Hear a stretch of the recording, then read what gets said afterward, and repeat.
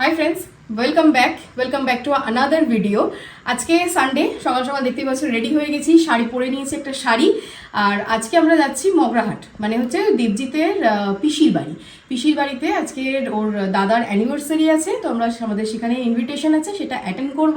আর এছাড়াও মগরাহাট যাওয়ার আজকে একটা স্পেশাল কারণ আছে, সেটা হচ্ছে মগরাহাটে দেবজিৎদের দেশের বাড়ি আছে। তো আজকে তোমাদের সেই বাড়িটাও ঘুরিয়ে দেখাবো।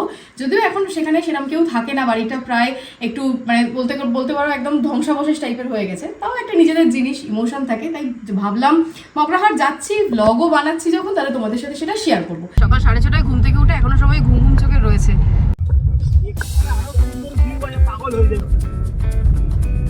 সেই গ্রাম ব্যাপার তাই, গ্রামও এদিকে বেশ ভালো লাগছিল। কি রাস্তার হাল আর দিনে দিনে আরো বেশি খারাপ হয়ে যাচ্ছে, মানে গাড়িগুলো যাচ্ছে যেভাবে, বেশ ডেঞ্জারাস। বলে ড্রাইভারের মুখটা ছেড়ে দিন, নাহলে খালে গিয়ে ব্লগ করবি।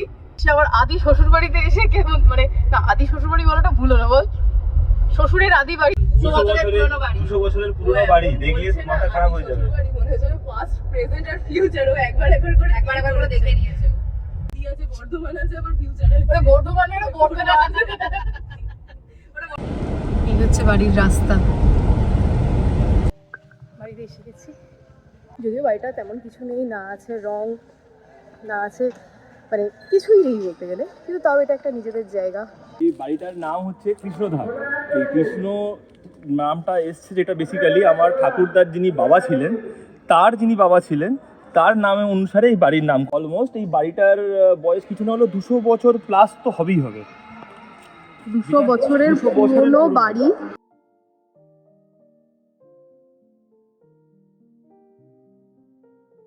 ছোটবেলায় আসতাম যেমন হারবার থেকে, বা যেখানে আমার বাবার পোস্টিং থাকতো তখনই সেখান থেকেই আসতাম। আমরা তখন এই ঘরটাতে থাকতাম। সবাই একদিন রাত্রিবেলা স্টে করেছিলাম। আমার বোন এই মেঝেতে শুয়েছিল, আর খাটে যে ফ্যানটা ঘুরছিল খাটের উপরে, সেটা অটোমেটিক খুলে এসে আর ওর পাশে এসে পড়ে। আর একটা ইম্পর্টেন্ট জিনিস দেখাই, আমাদের পরিবারের আর কি ইষ্ট দেবতা হচ্ছে বড় ঠাকুর, মানে শনি ঠাকুর। তো জিতের যে দাদু, সে এই বাড়িতে শনি ঠাকুরের শিলা প্রতিষ্ঠা করেছিলেন। তো এইটাই হচ্ছে সেই বড় ঠাকুরের থান। এখানে বড় ঠাকুরের পুজো হতো, এখনো থান আছে কিন্তু ধ্বংসস্তূপ।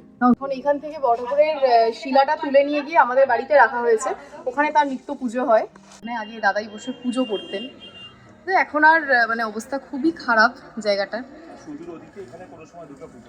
আর এই জায়গাটায় একটা সময় দুর্গা পূজা হতো। জমিদার বাড়িতে যেরকম পুরো সেটআপ থাকে, জমিদার বাড়ির সেটআপ। এবার বাড়ির ভেতরে আমরা প্রবেশ, বাড়ির ভেতর সেই পুরনো সিঁড়ি। যদিও আমিও এখানে এবারে প্রথমবার এসেছি, এর আগে একবার এসেছিলাম ছোট পিসির বাড়িতে, তখন জাস্ট বাইরে থেকে দেখে গিয়েছিলাম।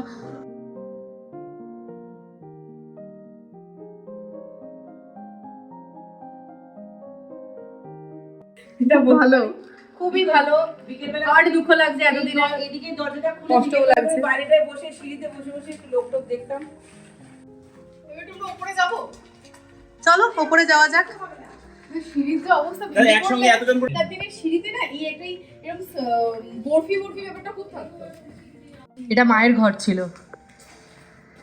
মা বলতো এই জানলা ধরে মা দাঁড়িয়ে থাকতো যে আমায় কোথায় বিয়ে দিয়েছো বাবা। পুকুর দেখতাম, কি করবো, কাগজে দেখতে পেলাম না, জল করে চোখ দিয়ে জল পড়তে তাকিয়ে থাকতাম, কবে একটু বাপের বাড়ি যাবো। আর এখন ও বাড়িতে বসে বসে কাঁদবে, বাজারে যাবে, মগরাহাটের পুরোনো বাড়ি, এরকম ছাদ, একটা আলাদাই ব্যাপার, একটা আলাদাই বাঙালিয়ানা ফিল হয়। এই একটা জানলা আছে, এই জানলা দিয়ে ডাকাত এই ঢুকেছিল। হ্যাঁ, এটা এখান থেকে ভেঙে ডাকাত ঢুকেছিল। আমার শ্বশুর এখানে বন্দুক নিয়ে লুকিয়ে দাঁড়িয়েছিল, এইখানে এইরকম কর্নারে দাঁড়িয়েছিল। যেই ঢুকেছে অমনি জমিদারের বন্দুক, অমনি মারামারি, মাতে আমার শ্বশুরের এই আঙুলে এখানটা পুরো চালা হয়ে গেছে, কাটারি লেগে পুরো আঙুল চালা হয়ে গেছে, আঙুল চালা করে দিয়েছিল। সেই অবস্থায় ডাকাত ধরেছে। ডেয়ারিং লোক ছিল। আরে এদের বাড়ি সবাই একটু না ডেয়ারিং গোছের, মানে একটু মারপিট করবো, তো পুলিশ আর্মিতে তো একটা আলাদাই ব্যাপার, সেই ব্যাপার আছে এদের বাড়ির মধ্যে। ঘুঘু পাখি না কি আসতো, তো ঠাকুমা বলতো যে যাক ওই যে ঘুঘু এসে, দাদা তখন ঘুঘু বলতে পারতো না, অনেক ছোট ছিল, তখন বলতো গুগু গুগু। এখন বলতে পারে না, দেখো তোরে ধরে মারি। ভালো লাগছে নিজেদের পুরোনো বাড়িতে এসে, খুব ভালো লাগছে। বেশ মনে পড়ে যায় না সেই ছোটবেলার কথা? আরে অনেক কিছু মনে পড়ে যাচ্ছে রে।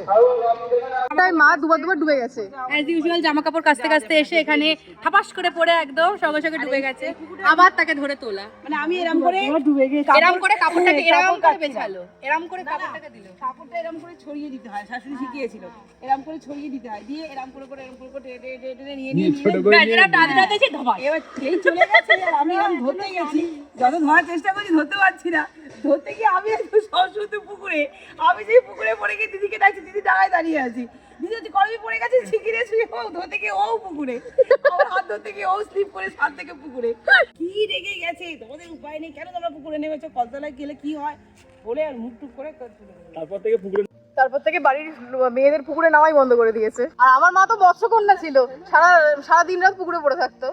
মা এক ডুবে পুকুরের মাঝখানে যেত আর কাকিমা ডুবে ডুবে যাবে। কুমোর পাড়া আছে, ওই কুমোর পাড়ার এই মাটি কলসি কলসি সব ভাঙা ফেলে ওখানে, আর যেই পা দিয়েছে পাটা বেঁকে গেছে, যেই বেঁকে গেছে ওকে নিয়ে পড়ে গেছে, আর ঠিক পুরো চিত হয়ে আর ঠিক আমার মা তখন কিরাম হয়ে গেছিল, ঠিক যেরকম হাতে বাহুবলীকে যেমন তুলেছিল শিবগামী দেবী, সেরকম আমার মা তুলে রেখেছিল। ধরে আছে, আমি দিকে জলের ভিতরে পড়ে গেছি, ওকে ছাড়বো না, ওকে ছাড়া ও যেন জলে না ডুবে যায়। এই হচ্ছে বাহুবলী, মহেন্দ্র বাহুবলী। হ্যাঁ, মহেন্দ্র বাহুবলী হচ্ছে শিবগামী। শিবগামিনী। মা কিভাবে সাঁতার কাটতো সেটা শোনাচ্ছে। সবাই এসে এখানে রীতিমতো নিজেদের পুরনো স্মৃতিচারণ করছে। যত বিয়ে দেওয়া হবে, যা কিছু হবে সব এইখানে এসে আগে নমস্কার করতে হবে, করে তারপরে বউ ঘরে ঢুকতে পারবে নতুন বরকনে।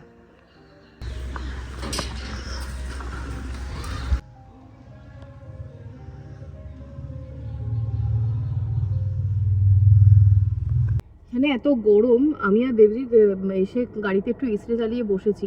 আজকে মগরাহাটে সাংঘাতিক গরম। আর মা আর সবাই চলে গেছে পিসির বাড়িতে। আমরা যাবো একটু বাদে, একটু রেস্ট নিয়ে তারপর যাবো।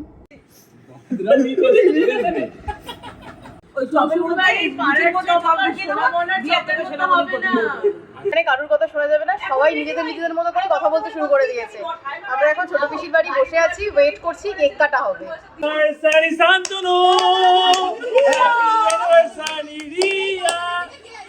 বলবি সবাই মিলে, আমি একা একা বলবো। হাততালি হাততালি হাততালি, হ্যাপি অ্যানিভার্সারি, হ্যাপি অ্যানিভার্সারি।